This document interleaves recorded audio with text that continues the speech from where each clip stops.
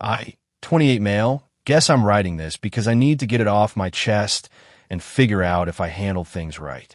Been with Marlene, 26, for almost 3 years, living together for the last year and a half.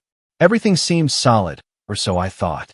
Last Friday night, she texted me around 7 p.m. saying she was heading to her mom's place because her mom Dottie, 52, wasn't feeling well. Nothing unusual there. Marlene's super close with her mom and visits her at least twice a week. I was planning a chill gaming night with the boys anyway, so I just sent back, hope she feels better. Love you. Here's where it gets interesting. About an hour later, I'm setting up my console when I notice Marlene's iPad on the coffee table. She'd left it behind, which was weird because she usually takes it everywhere. The Find My app was still open from when she'd used it earlier to locate her AirPods. And right there on the screen, I could see her Apple Watch location. The Meridian Hotel downtown, not her mom's house in the suburbs. My first thought was maybe she stopped somewhere on the way. But when I checked again 30 minutes later, still at the hotel. Specifically, at their rooftop bar, you could tell from the floor indicator on the detailed view. Now, I could have called her right then. Could have driven down there. But something made me pause. If she was lying about being at her mom's, there was a reason. And I wanted to know what that reason was before I showed my hand. So instead, I took a screenshot of the location, circled the hotel bar, and sent it to Dottie with a message. Looks like she missed your exit, winky face. Hope you're feeling better. The response was immediate. 3 missed calls from Dottie in the span of 2 minutes. When I finally picked up, she was confused as hell. What do you mean? I'm not sick. I haven't talked to Marlene since Tuesday. I explained the situation. Dottie went from confused to pissed. Like scary pissed. She said she'd handle it and hung up. 20 minutes later, my phone exploded. Marlene calling, texting, calling again. I let it all go to voicemail. The text started friendly-ish. Hey babe, mom's feeling better. Heading home soon. Then concerned. Why aren't you answering? Is everything okay? Then frantic. Ethan, please pick up. This isn't what it looks like. I can explain everything. Please answer your phone. I turned off my phone and continued gaming. When I turned it back on around midnight, I had 37 missed calls, 52 texts, and 8 voicemails. The last voicemail was her crying, saying she was outside our apartment door, and I needed to let her in because she forgot her keys. I looked out the peephole. Yep, there she was. Makeup smeared, dress way too nice for taking care of a sick mother. I opened the door, said, your stuff will be in boxes by Monday, and closed it in her face. The pounding and yelling that followed probably woke up half the building, but I just put on my noise-canceling headphones and went to bed in the guest room. Saturday morning update coming soon. It gets worse. Update 1. Woke up Saturday to find Marlene had slept against our apartment door. The building manager was there when I opened it, and she literally fell backwards into the apartment. Carl, the building manager, looked embarrassed and said several neighbors complained about the noise. I apologized, helped Marlene to her feet, and told her she had 1 hour to pack essentials. That's when the entitlement started. She actually had the audacity to be mad at me. You humiliated me, she screamed. My mom called me 47 times. She showed up at the hotel. Do you know how embarrassing that was? I just stared at her. You lied about where you were. I wasn't doing anything wrong. I was just getting drinks with friends. Which friends? Silence. Male or female friends? More silence. And why lie about it if it was innocent? That's when she switched tactics. Went from angry to victim in 0.2 seconds. Tears, sobbing, the whole performance. Talking about how I'm too controlling, how she needs space, how she can't even have a night out without me questioning her. I pulled out my phone and showed her our text history. In 3 years, I'd never once told her she couldn't go out. Never checked up on her. Never even asked for details unless she volunteered them. The only reason I knew where she was this time was pure accident. But you sent my mother after me, she wailed. No, I sent your mother a screenshot showing you weren't where you said you'd be. What happened after that was between you two. She tried to storm into our bedroom, but I'd already changed the locks on that door. Interior lock, easy swap, did it at 6 a.m. Her stuff was in boxes in the living room. Just essentials, clothes, toiletries, medications. I told her she could coordinate getting the rest through a third party. The nuclear meltdown that followed was something to behold. She called me every name in the book, said I'd regret this, that I was overreacting, that I was ruining the best thing that ever happened to me. Then came the kicker. You can't just kick me out. I live here. I have rights. She was right about one thing. She had been living there long enough to establish residency. But here's what she didn't know. The lease was up for renewal in exactly 11 days. And only my name was on it. You're right, I said calmly, which is why I'm giving you 30 days notice that I won't be renewing the lease with you on it. Here's your formal notice. I handed her the document I'd printed that morning. The look on her face was priceless. She grabbed her boxes and left, but not before delivering one final threat. Tanner's going to hear about this. Tanner, 31, is her older brother. Ex-Marine, personal trainer, thinks the sun rises and sets on his baby sister.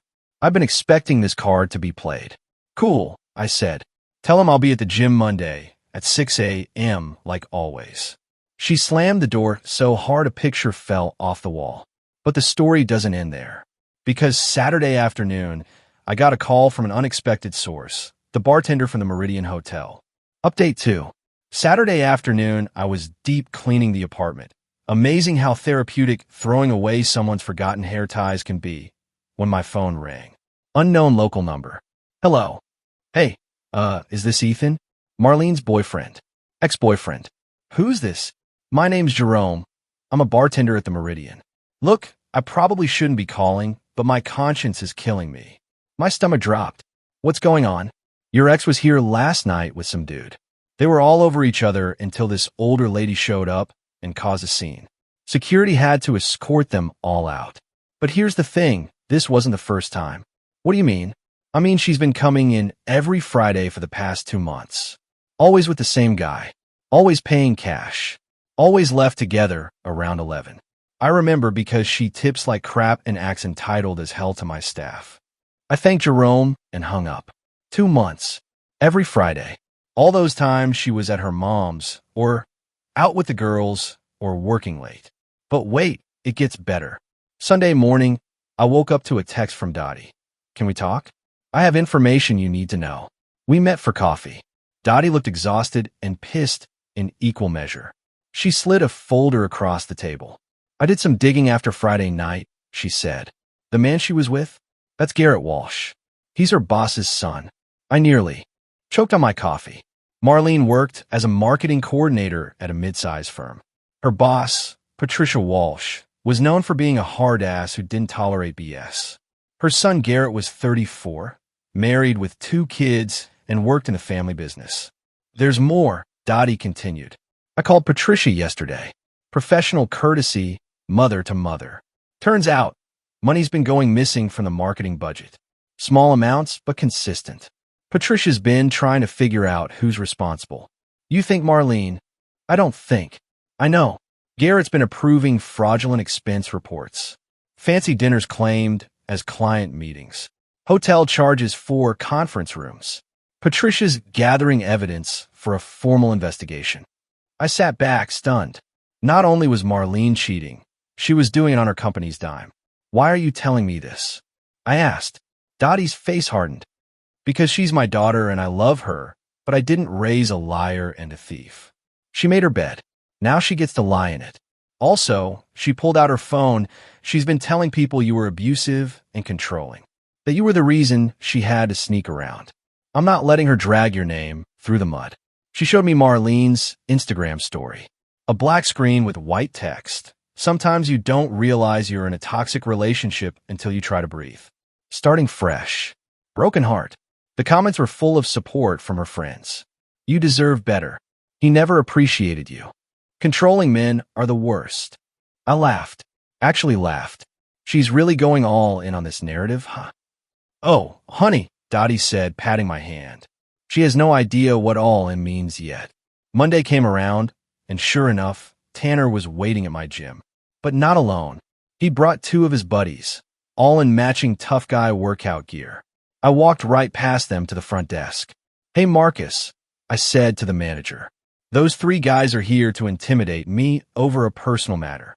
Can you ask them to leave? Marcus, bless him, didn't even blink. Absolutely. The look on Tanner's face when security approached was chef's kiss. He tried to argue, saying he was a member, but Marcus pulled up his account. Actually, your membership was revoked 6 months ago for aggressive behavior towards staff. You're trespassing. Turns out, Tanner had been banned for roid raging at a trainer. Marlene had been using her key fob to let him in anyway. Another policy violation to add to the list. They left, but not before Tanner shouted, "This isn't over." It was, in fact, about to be very over. Update 3. By Tuesday, Marlene's world was collapsing faster than a house of cards in a hurricane. Patricia Walsh had moved forward with the investigation. Turned out Marlene and Garrett had stolen close to $8,000 over 2 months through fake expense reports. Not enough to live lavishly, but enough to fund their Friday night hotel adventures and weekend trips I thought were girls' weekends. I know this because Patricia called me personally. Why? Because some of those expense reports listed me as a client they were entertaining. My LinkedIn, my supposed company connections, my name forged on dinner receipts. I need you to confirm you've never had any business dealings with our firm, Patricia said, her voice ice cold. Never. I work in software development. We have no overlap. Would you be willing to sign an affidavit to that effect? Send it over. Wednesday morning, Marlene was fired. Garrett was fired. Patricia filed charges for embezzlement and fraud. But here's where Marlene's entitlement reached new heights. She actually showed up at my office. Security called up to warn me. I told them to let her wait in the lobby, but not allow her upstairs. I watched on the security feed from my desk as she sat there, designer bag, probably bought with stolen money, clutched in her lap, checking her phone every 2 minutes. After an hour, I went down. Marlene. She jumped up, started toward me with arms outstretched like we were in some rom-com. I stepped back. "How could you do this to me?" she hissed. "Do what?" "Tell the truth when asked." "You got me fired. I'm being charged with crimes." "You got yourself fired. You committed crimes." "It was just." Garrett said it was fine. "Everyone does it. You don't understand how corporate culture works." "I understand theft." "So does the district attorney." She actually stomped her foot. Like a toddler. "You're ruining my life over a few dinners. You ruined your own life. I just declined to lie for you." Then came the manipulation masterclass. She cycled through. "Tears. I loved you. How can you be so cold?" "Bargaining. If you tell them we were together at those dinners, this all goes away." "Threats. I'll tell everyone you abused me." "Guilt. 3 years meant nothing to you?" More tears. "I have nowhere to go." That last one was a lie. Dottie had confirmed Marlene was staying with her, but had worn out her welcome in record time by. Expecting Dottie to call in sick to drive her around. Her car was repossessed. Turns out she'd been missing payments. Demanding money for a lawyer. Trying to get Dottie to lie about witnessing business dinners. Leaving disaster zones everywhere and expecting maid service. Bringing Garrett over while Dottie was at work. He was also freshly divorced by this point. Security eventually escorted Marlene out when she refused to leave. She made enough of a scene that building management banned her from the premises. But the peak entitlement came Thursday night. I was at home, finally enjoying some peace, when I got a call from my landlord. Marlene had contacted him claiming to be my wife, saying I was having a mental breakdown and she needed emergency access to their apartment for my safety. Fortunately, my landlord knew I was single on the lease and called me instead of letting her in. She was very convincing, he said. Even had a fake concern in her voice. Said you were off your medications and she was worried you might hurt yourself. I sent him screenshots of her text threatening to make me pay and destroy my life. He said he'd handle it if she showed up again. She did. At 2 a.m. With Garrett and a locksmith she'd convinced that she was locked out of her apartment. The locksmith noped out when he saw the police my landlord had called. Marlene was arrested for attempted breaking and entering. Garrett was arrested for violating the restraining order his ex-wife had against him. Apparently she'd followed him to my building. I found out about all this Friday morning when Dottie called me. She used her one phone call to call me, Dottie said, sounding exhausted. not to apologize, not to ask for bail, to scream at me for not bailing her out fast enough last time and demand I put my house up as collateral for her bail. What did you say? I said she could sit there and think about her choices. Then I hung up and blocked the jail's number. The entitlement didn't stop there. Over the next week, she had Garrett's ex-wife contact me to compare notes and suggest we sue them together. I declined but wished her well. She tried to claim I owed her half the security deposit on the apartment. Judge laughed that out of court. She posted a GoFundMe claiming she was a victim of workplace harassment and needed legal fees. It raised $45, all from Garrett. She had various flying monkeys contact me with sob stories about how she was suicidal/homeless/ starving. She was living with an aunt and working at said aunt salon. Final update. It's been 3 months since that Friday night when I sent a screenshot to Dottie. Here's where everyone ended up. Marlene pled guilty to reduced charges of misuse of company funds.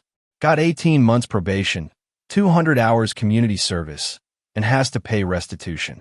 She's working at her aunt's salon, living in a studio apartment, and last I heard from Dottie was dating another married man she met at court-ordered therapy. Some people never learn. Garrett lost his job, his wife, split custody of his kids, and is paying alimony. Also on probation.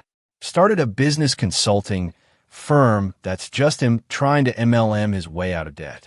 Tanner got arrested 2 weeks after the gym incident for assault at a bar. Marlene couldn't bail him out this time. He's serving 90 days. Dottie, thriving. Cut Marlene off completely after she tried to steal Dottie's credit card for lawyer fees. Joined a book club, started dating a nice man from her church, and sends me Christmas cards. Me, I'm good. Renewed the lease, got a promotion at work.